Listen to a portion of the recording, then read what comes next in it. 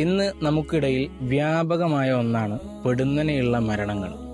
വയസ്സായ ആളുകൾ, യുവാക്കൾ, കുട്ടികൾ, പിഞ്ചു കുഞ്ഞുങ്ങൾ പോലും കാരണമെന്തെന്നറിയാതെ ചിലപ്പോൾ മരണം സംഭവിക്കാറുണ്ട്. എന്നാൽ അബൂ ഹുറൈറ റളിയല്ലാഹു അൻഹു റിപ്പോർട്ട് ചെയ്യുന്ന ഒരു ഹദീസ് ഉണ്ട്. അല്ലാഹു തആല പറയാണ്, എൻ്റെ ഒരു അടിമ, ആ അടിമക്ക് പ്രിയപ്പെട്ടവനെ ഞാൻ മരിപ്പിച്ചു. അത് അവൻ ക്ഷമിക്കുകയും സമാധാനിക്കുകയും ചെയ്യുകയാണെങ്കിൽ അവനിക്ക് സ്വർഗമല്ലാതെ പകരമില്ല എന്ന്. അല്ലാഹു തആല ഈ ഒരു സംഭവത്തെ പറയുന്നത് നമ്മൾ മനസ്സിലാക്കാൻ വേണ്ടിയിട്ടാണ്. എന്തിനാണ്? നമുക്ക് വേണ്ടപ്പെട്ടവർ, നമ്മുടെ ഏറ്റവും സ്നേഹം നിറഞ്ഞ ആളുകൾ, കൂട്ടുകാർ, പ്രിയപ്പെട്ടവരൊക്കെ മരണപ്പെട്ടു പോകും. എന്തിനേറെ പറയണം, ഈ പറയുന്ന ഞാനും കേട്ടുകൊണ്ടിരിക്കുന്ന നിങ്ങളും ചിലപ്പോൾ നാളെ മരണപ്പെടേണ്ടവരായിരിക്കും. നമ്മുടെ മരണങ്ങളുടെ ഡേറ്റുകളോ അല്ലെങ്കിൽ കറക്റ്റ് പരിധിയോ നമുക്കറിയില്ല.